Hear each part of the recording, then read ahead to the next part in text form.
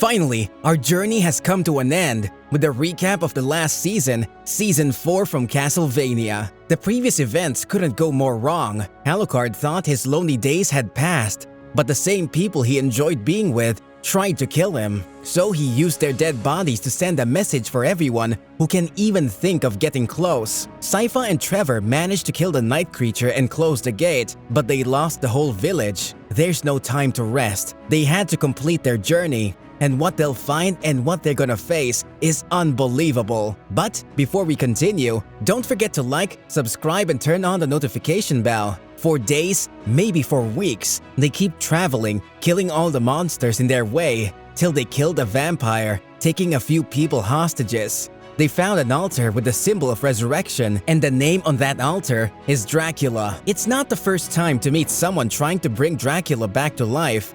In one of their missions, they found some vampires looking for some dark magic tools to help them in their quest. Trevor found the strange-looking knife stinks of magic and decided to keep it. At Alucard's castle, the numbers of dead bodies on spikes had grown. Alucard came out to take a piss looking like shit. No other words to describe it. He found a horse getting closer with a dead man holding a message in his hands. To the Alucard of the castle, the message says, "We, the people of Danzetti, beg your aid. Night creatures and vampires assault us. Please, sir, save our souls." He's hesitated at first, buried the dead man, got into the castle, and looked at the mirror. "Oh my god, I'm turning into Belmont," he says. Hector was wandering in the castle, putting small rocks inside the walls. He used a distant mirror to contact someone. There's evidence about transmission mirror in Targoviste, he says. Then he goes to continue making his hammer to create night creatures for Carmilla. Trevor and Sypha was so tired. They searched for a place to stay for the night, but they stepped into a trap.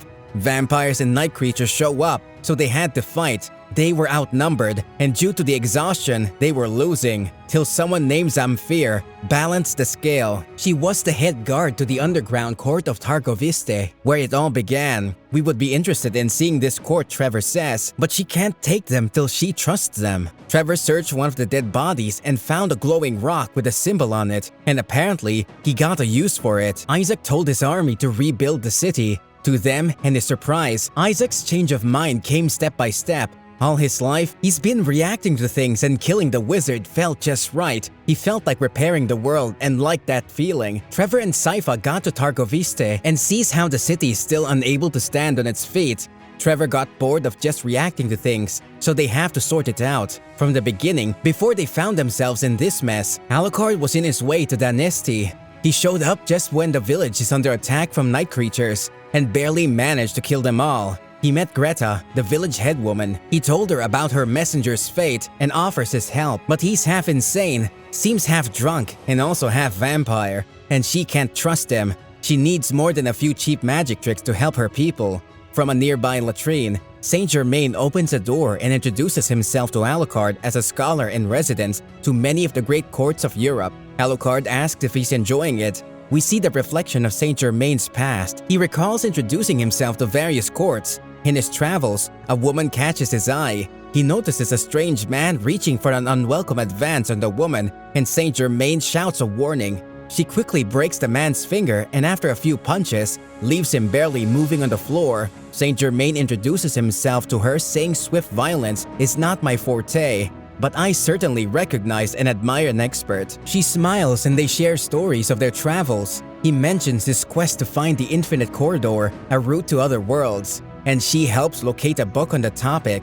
Together, they journey through the portal, and he loses her in it. Later, Saint Germain meets Trevor and Sypha before leaving them for another journey into the infinite corridor. He searches for the one he lost and finds the strange world of where he left her, but a strange woman decorated with glowing symbols informs Saint Germain that his friend left for another world. The woman, an alchemist, explains that to find her, Saint Germain will have to control the corridor, so he will have to pursue the ultimate goal of alchemy, the Rebis. Two spirits in a body, both male and female. The alchemist guides him to the conclusion that he must pull the souls of Dracula and his wife out of hell so they can be fused together in the Rebis. She hands him a key that will open a portal wherever he chooses and sends him on a journey, promising he'll have to sacrifice his ethics and morals.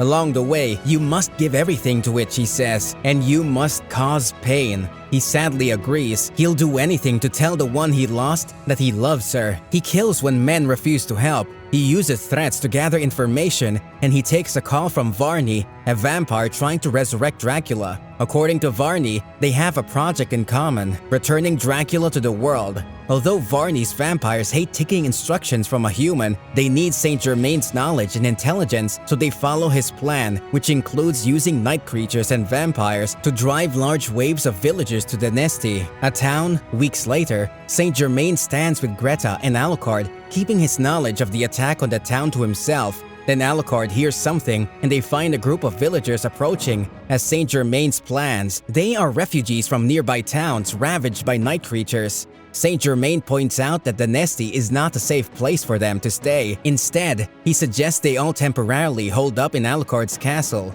Alucard hates the idea, but also sees it's the right move, so he agrees to it. In Targoviste, while Sypha's trying to help the people and giving them instructions of how to survive, Trevor has a realization: if there's an underground court, it's likely located in some underground. Otherwise, vampires would have found them by now. Trevor knocks on the ground and a night creature shows up. The creature rushes at Zamfir, pins her to a wall, and quietly puts a needle through the back of her shirt. Sypha quickly tackles the monster and kills it. Meanwhile, Isaac activates his large transmission mirror he found in the basement of the tower and leads his army of night creatures through it to Carmilla's castle.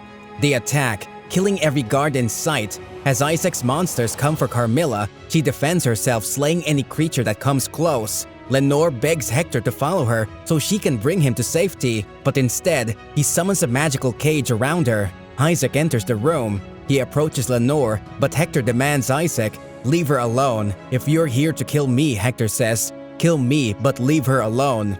Isaac approaches Hector, who quickly surrenders, explaining he's taking the steps to ensure Dracula's return and atone for his betrayal. Then Hector leans forward and tells Isaac to take his revenge, but he doesn't. Instead, Isaac says the two of them have been children. Revenge is for children. It's time to grow up. It's time for them to forge their own path. Isaac asks Hector to have his night creature stand down, but he cannot. The slave ring transfers that power to Lenore and Carmilla's ruling council. Hector offers Isaac a magical device, which will activate a path to Carmilla, and encourages Isaac to kill and stop her.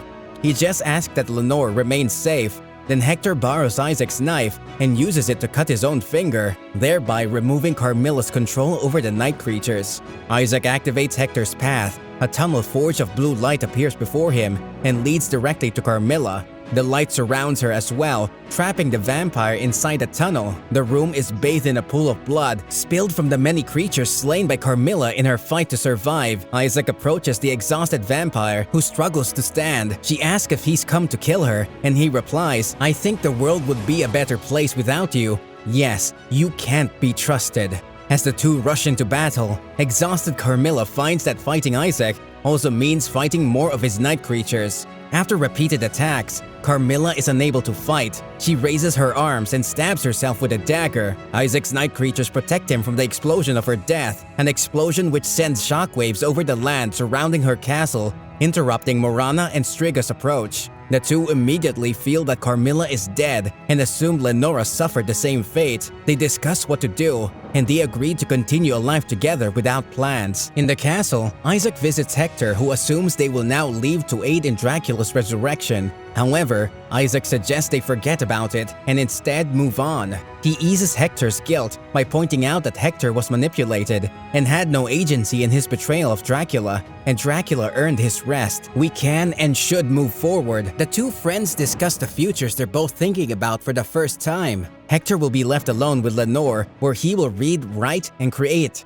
And Isaac will build something new where people can live. "I'm going to live," Isaac says, and smiles. At Alucard's castle, Saint Germain was putting rocks inside the walls and drawing symbols similar to the ones that monks used to draw. Zamfir finally agrees to show Trevor and Sypha the underground court. There, they find villagers quietly passing the time staring into space. Among piles of gold, Trevor spots a one-of-a-kind weapon he recognizes from his mother's books. He continued his search in the piles of gold. He spots one small cylindrical artifact and holds it, saying, "Huh, well, no wonder they broke it into pieces." Here, the vampires break in. While everyone else is busy in this chaos, Varney searches for the quartz transmission mirror. At Alucard's castle, the villagers dip their spikes with salt, then prepare to fight the approaching horde. The battle is evenly matched, but as each human dies, their soul is guided by Saint Germain's ruins in the castle and collected as fuel for Dracula's resurrection. Saint Germain turns the key and begins to open the portal to hell. Varney finds the large transmission mirror.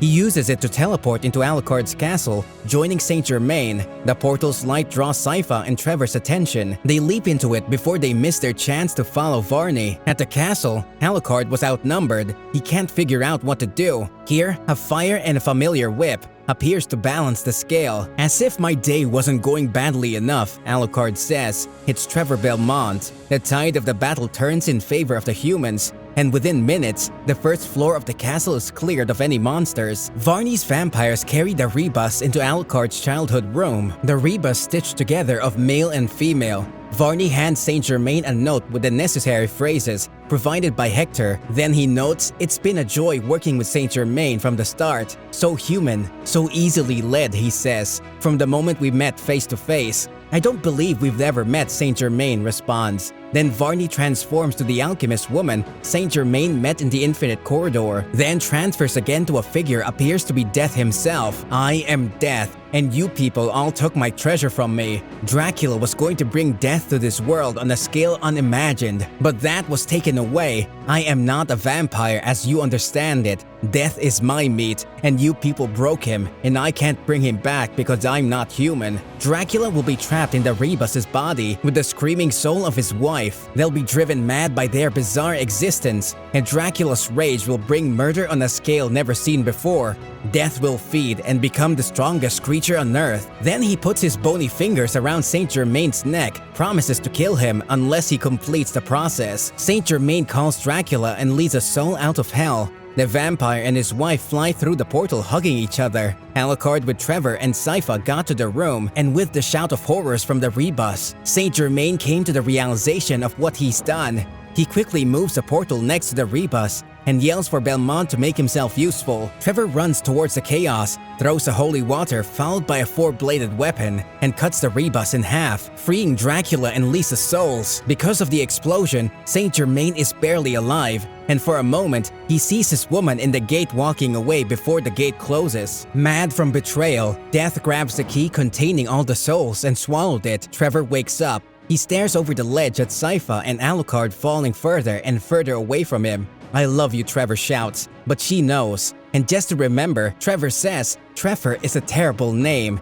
Then he turns to face Dèath. As he walks slowly towards Dèath, he shouts, "Oi, Dèath, it's time to give this place back to people who know how to build things. You and me were just killers out of history. It's time for us to go." They fight. As Belmont throws his whips while leaping from one rock to another, he dodges attacks as best he can, but each time Dèath strikes, the blow is nearly lethal. Trevor stands one last time. He swings the whip over and over, allowing magical flames to flow through it. Then he strikes at Dèath's head. He drops the whip and runs towards Dèath while extracting from his pockets the magical components collected over the last few days. He holds the dagger between his teeth, so with his one working hand, he can place each gem where it belongs. The jewels glow brightly as Trevor wields the weapon and leaps at Dèath towards its forehead. A half-dead Saint Germain witnesses the attack, and his finger moves attempting to cast one last spell. Finally, Trevor strikes Dèath's forehead with his magical blade. Dèath screams loudly and explodes in a bright light. Belmont smiles, accepting his fate as he and the light fade away. After the battle, townsfolk clean the mess and begins to rebuild a village around the castle. Cause it has been decided they're staying there. Although Alucard is not used to people, Greta told them they're used to you. Here, they notice Sypha had woken up. As she stands, Greta told him to be gentle as she didn't talk to anyone in 2 weeks. She wants to join her father. She's pregnant, and her people will be able to support her. "He loved me," Sypha says. "We made a child. Something new and wonderful come from all of this." Alucard tells her the people from the Nesti will stay and form a new village around the castle. She asks what they're gonna call the village. to which she replies maybe Belmont. Here, they notice a horse approaching with an unknown man on it. He fell from exhaustion and turns out to be Trevor Belmont. He wakes up in the hands of Sypha. "Hello, love," he says. She breaks into tears. How? What? Why? When? She asks all the questions. You answer now. But all he thinks of is Saint Germain opened the gate before he dies and saved him.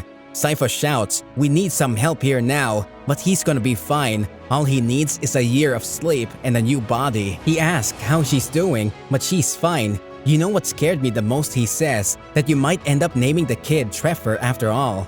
"But how did you know?" she asks. "But please, it's me. How do you think I managed to stay single all these years?" She's sick of him now, dropped him on the ground and shouts, "Please, can someone come over here and kill this man?" She walks away, but she says, "You're a rude idiot, Trevor Belmont, and I love you." But he also knows. Alucard kneels beside Trevor and asks how he killed Dèath. Trevor explains he ended up collecting the pieces of something a mad wizard made to face God. Alucard helps him up and Trevor comments that the vampire looks weirdly happy. "I weirdly am," Alucard replies, and as that for the first time in his life, he doesn't know what happens next, but he has this feeling that it's going to be worth it. In an unknown village, we see Dracula and his wife Lisa staying in a small room, trying to remember what happened and what to do next. But they decided not to go to the castle because Alucard needs closure in his life.